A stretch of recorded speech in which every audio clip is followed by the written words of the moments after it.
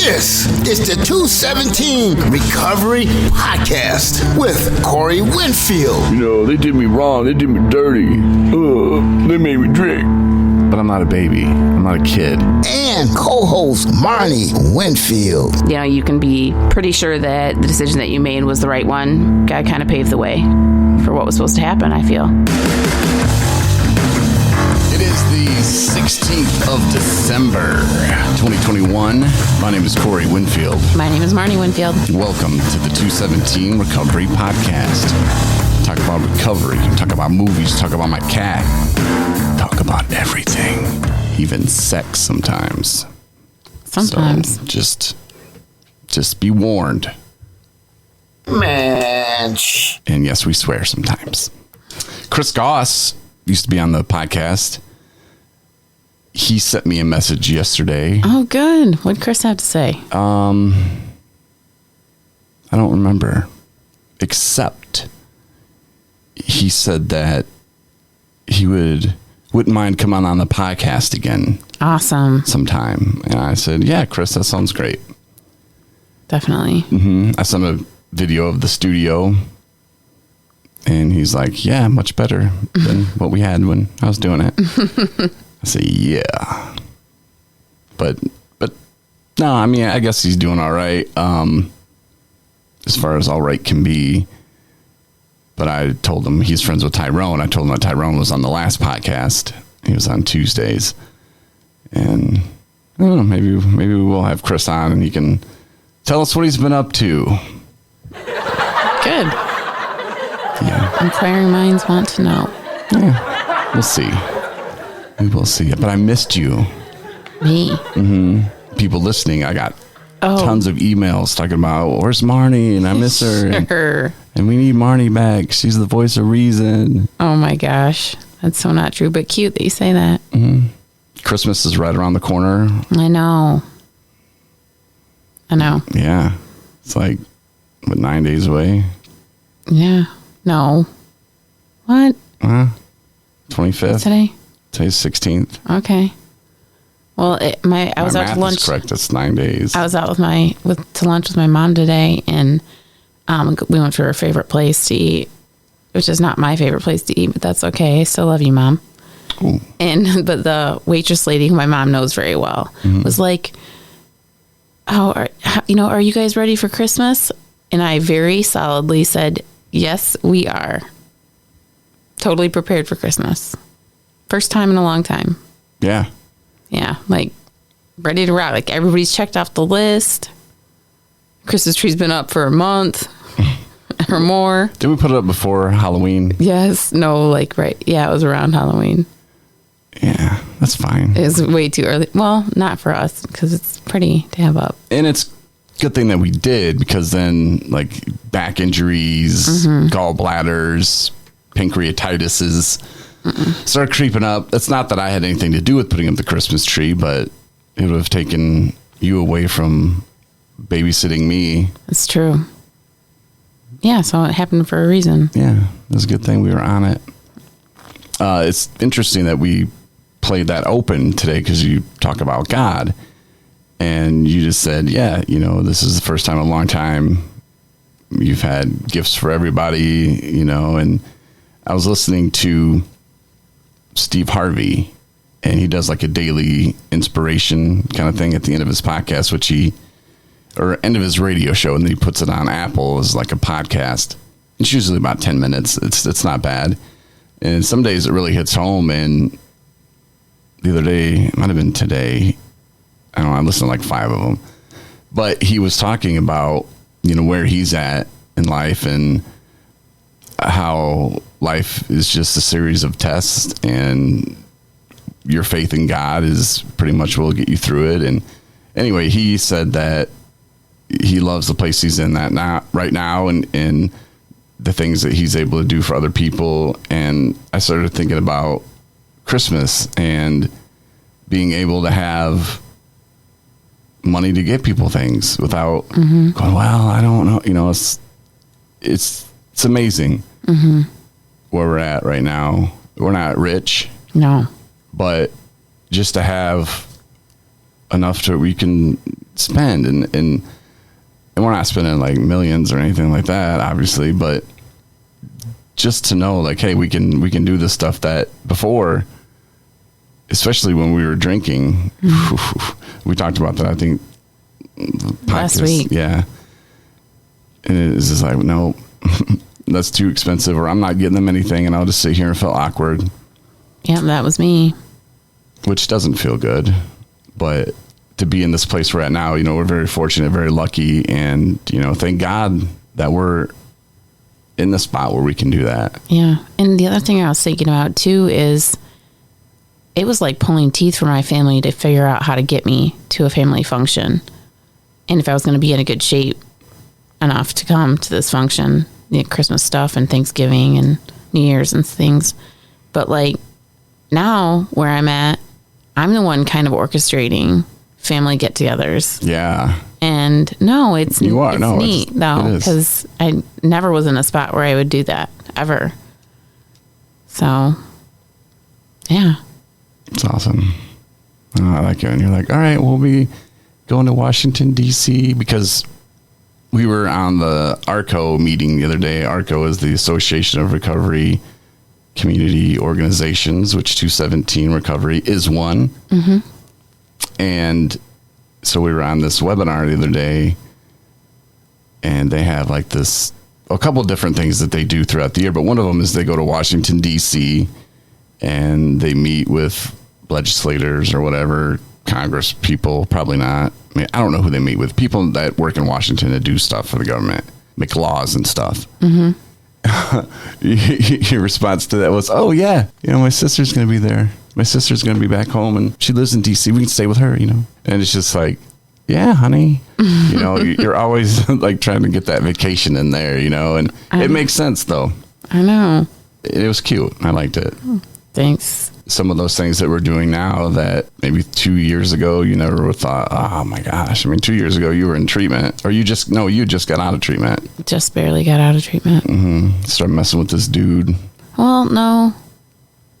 It was before that, I think. Yeah, you got out before. Yeah, like a month or so. Because I just got hired. Yesterday celebrated my 2 years at the treatment agency that I work for. Yeah. I know, right?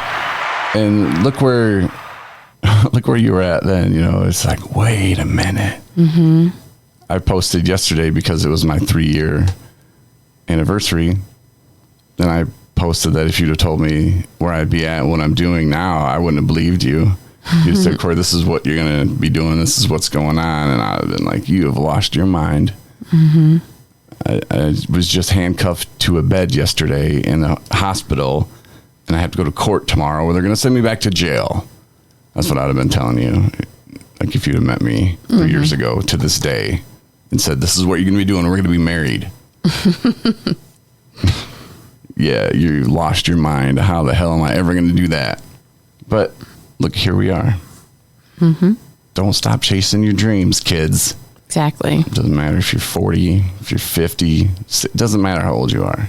Mm-hmm. You know, keep going after whatever it is that you want. And I say that a lot to people, and I think they just kind of, some of them look at me like, whoa, I just want to not drink today, and I want these shakes to stop, or, you know, it's hard. And it doesn't have to be, hey, start a podcast, or hey, help other people become sober. I mean, you can help other people in different ways. You know, maybe that's not your calling, you know, but when you do help people, it does make you feel good.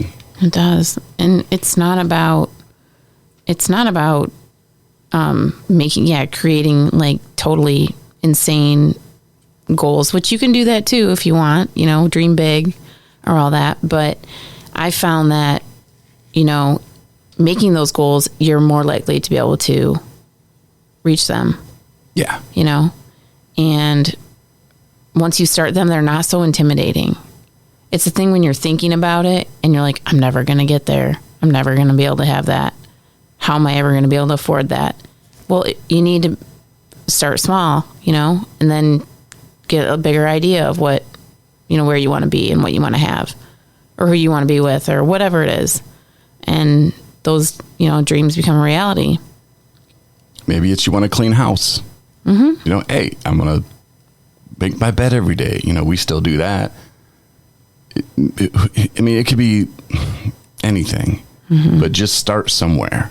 Yeah. You know, and the rest will kind of figure itself out. But, you know, when I talk about those goals and, you know, don't stop chasing those, I'm just talking from my personal experience. I could have stopped a long time ago. Could have just accepted, well, just wasn't in the cards. You know, maybe God didn't want me to do this stuff that I thought he did. And, oh, well, I'll just go back to whatever. And it's easy to lose sight sometimes, you know, to fall back into your old ways. Friend Ricky, he was at the forum, the fan forum that I spoke at, and you met him. He's a cool guy, but he was one of the guys that told me, you know, hey, people say a lot of things in treatment, you know, they're going to get out and they're going to do this and do that. And then they don't because they run into a problem. And then it's, I guess it just wasn't meant to be. But if you can keep focused and stay on it and just keep driving, and if a door slams, go around it, look for another one. You know, I'm proud of him. He's starting a meeting in Grayling, Michigan. And I think he said he had 10 months sober, something like that. But anyway, he realized, like, hey, man, these people in Grayling, there's really no meetings. You got to travel outside. And what do I need to do? And so he looked online and figured out what he needed to do and started making those moves. And now he's starting his own meeting. Whether you live in the boonies, whether you live in the city, Jamie, my friend who's been on several times, a couple times drunk, he had kind of the same thing. And he started a meeting and he wanted to make it not just for military people, but he kind of wanted to let military people know, hey, I'm a military guy. This is my meeting that I'm sharing, and it's going to be at this new place that people haven't had meetings at before. And that initiative just shows a lot. And when you care about other people like that, like Ricky saying, like, man, these people, it wasn't about, I'm tired of driving to Gaylord, or I'm tired of driving to another city. It was other people here could really benefit from having a meeting that's closer in their hometown. So I'm going to start one. You know, when you start doing things like that for other people, that's when you really start to see the benefits of helping others for yourself and for the community. You know, Jamie, I don't know if, I guess he did. He wanted other military people to know, but there was some other issues too, where he just wasn't a big fan of a couple of people that were always at the other meetings. And okay, you start your own meeting then, man, you know, or go to different ones. And he really wanted that military aspect of it though, too. Yeah. And all you have to do is recognize that there's a need for something like that and make it happen. Yeah. There was a guy that I was talking to the other day, and he was asking if there were any teen meetings for like AA. How old was this guy? 30s, early 30s. No, his kid. Oh. He's got a teenager. Oh. Okay. Nice work there, though. I was just looking out. Sorry, guy, if you're listening.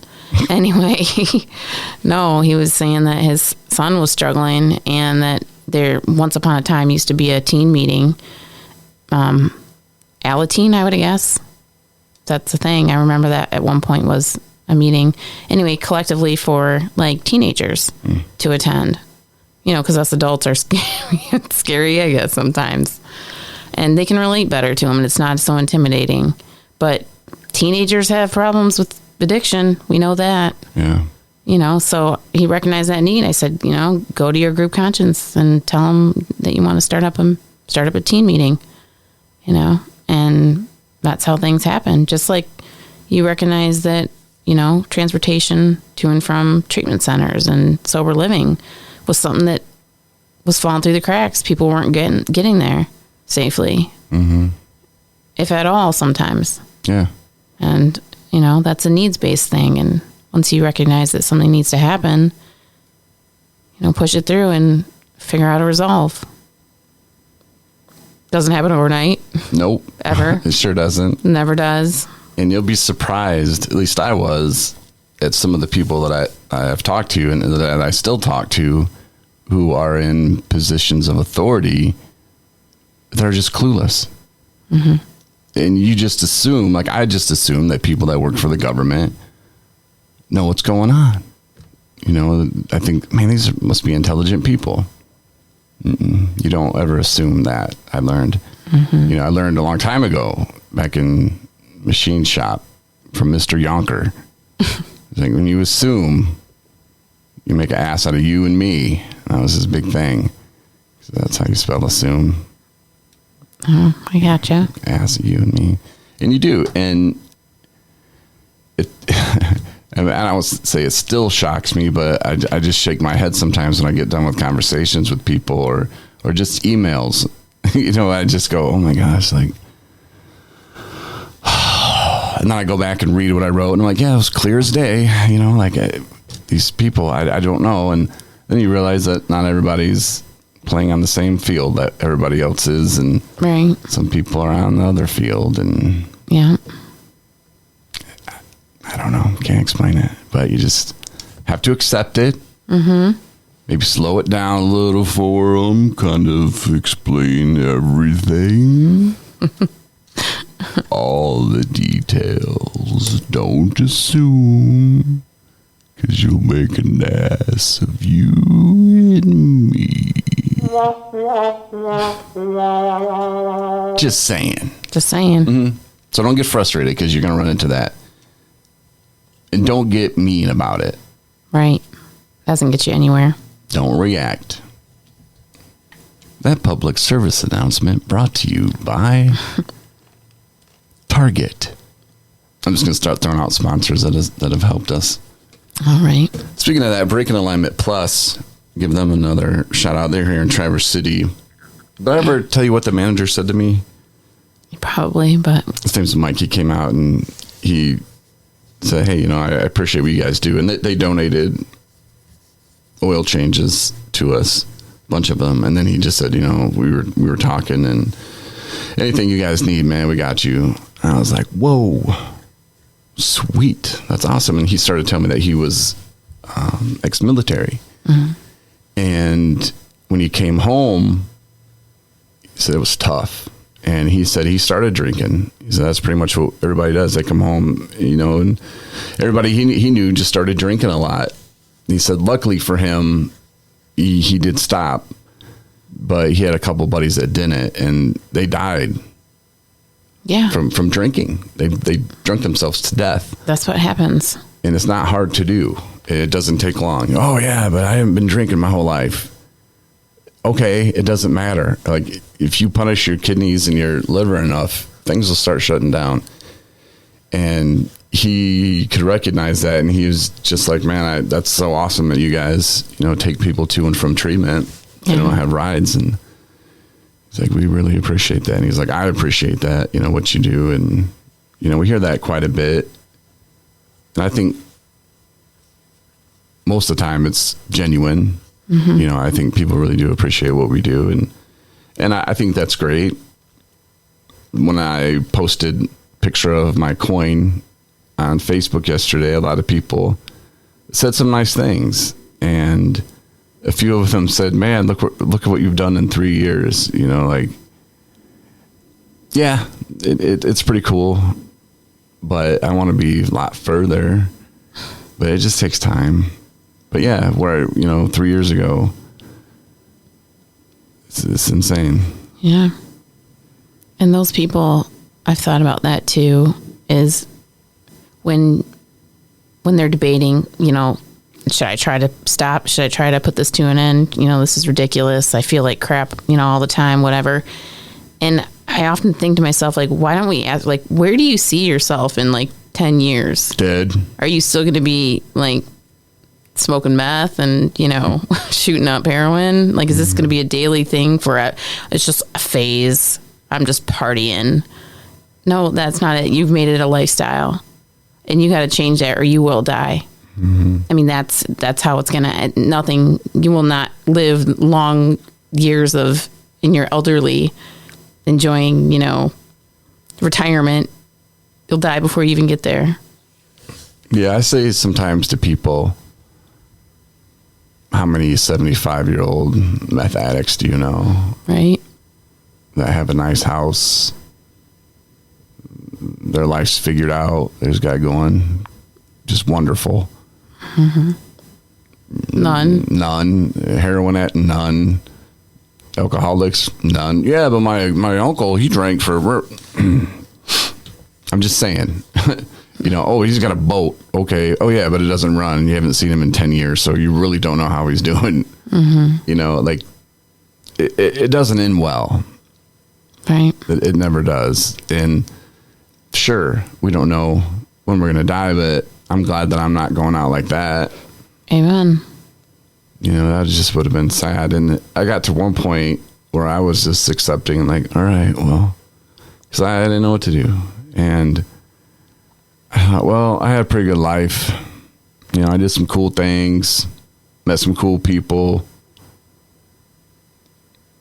So what? I didn't have kids. So what? I never got married. I had a cat.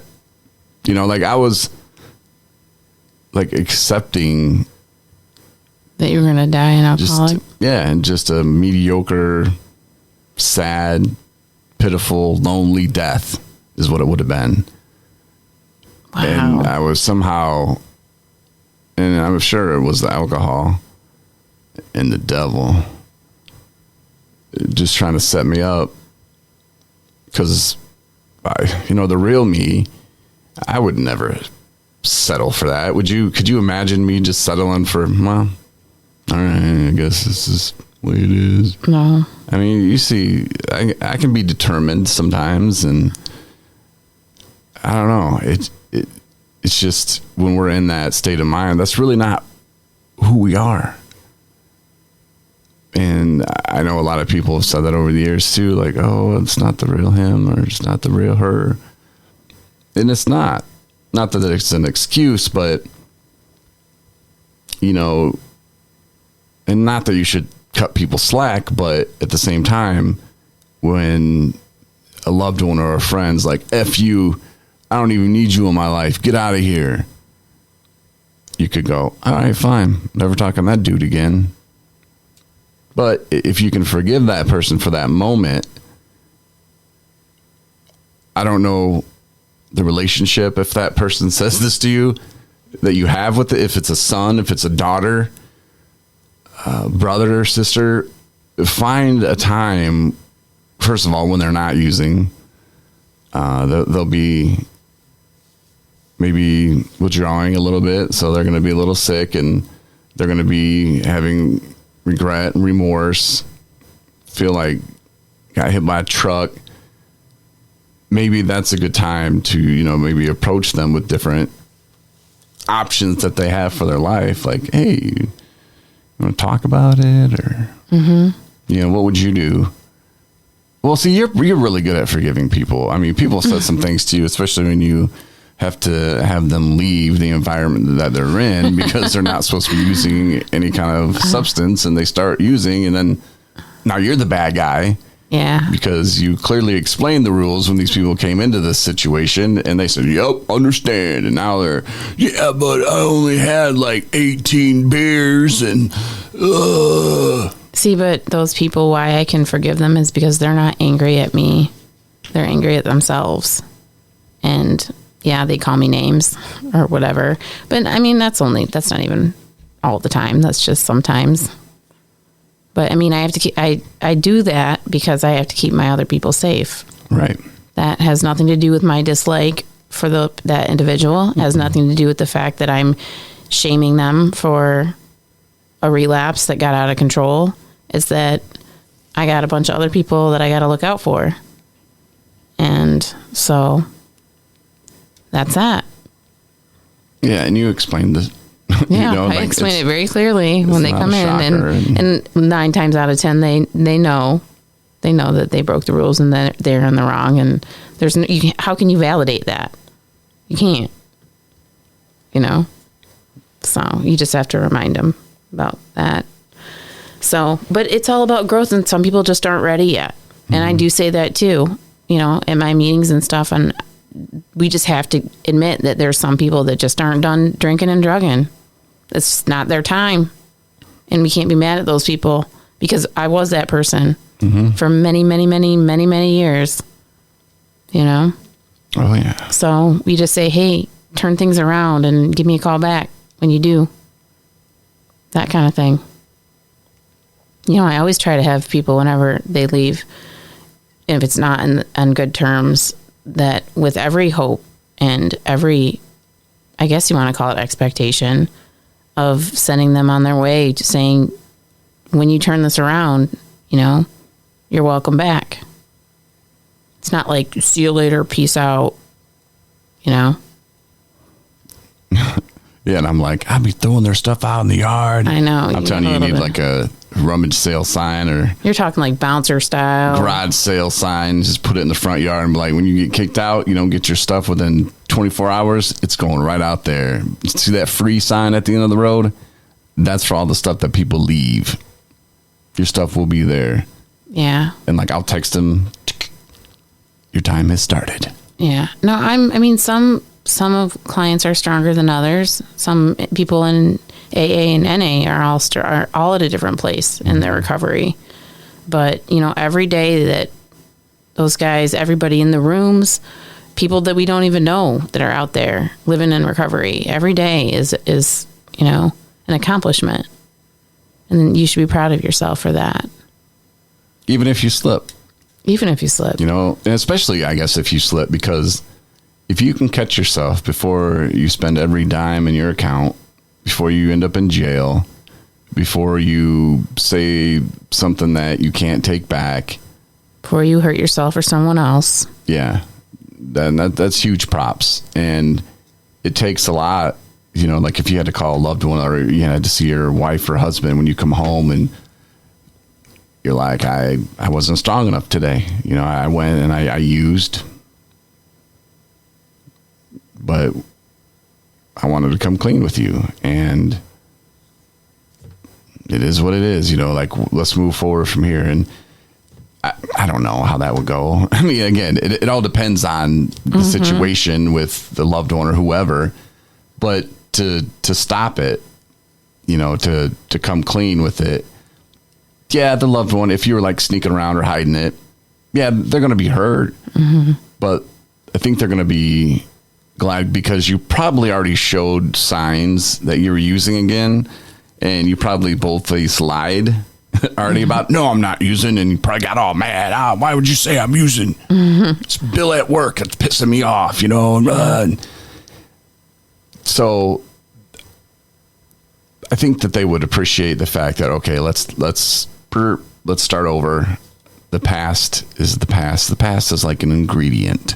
I heard Steve Harvey say this. And we're baking a cake. You know, the cake, we're eating it right now. You know, it wouldn't be good with just one ingredient, you know.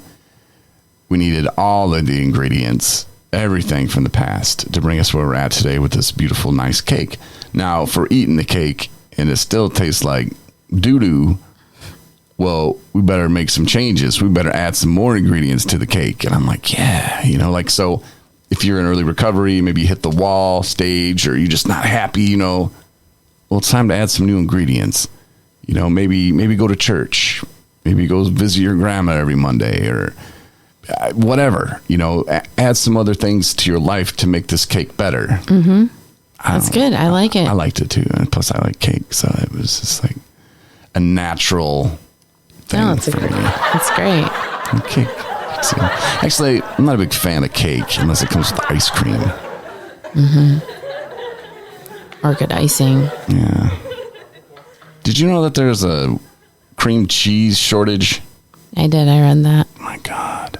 Well, actually, I knew that even just firsthand when I went to go buy it the other day for so you only the could cakes get we were going to make. Or two? No, they were completely sold out. 100% completely sold out of Philadelphia cream cheese, which is like the main seller of cream cheese, like brand name. But I did manage to find Meijer cream cheese. Yeah. Thank you, Meijer. Thank you, Meijer. We love Meijer. But, and then I read that on Facebook that somebody wrote that. Yeah, that's scary, because that is the key ingredient to the cake that I make that is so delicious. I should really put that recipe online. You should. It's so good. It really is. Call it the 217 cake. It's very delicious. Oh, it's so good. I will. Well, once the cream cheese shortage turns around, because we don't want people going out and... Man, I wish we would have bought a bunch of it and then just sold it on the black market. Like, we're just on our website. Facebook Marketplace. $200 Yeah, cream for cheese. a 16-ounce block of Philadelphia. Man. Free block of cream cheese with every donation of over $50. There you go. Yeah, anybody who donates to us, to 217 Recovery, it's tax runoff. But I'll also give you the recipe.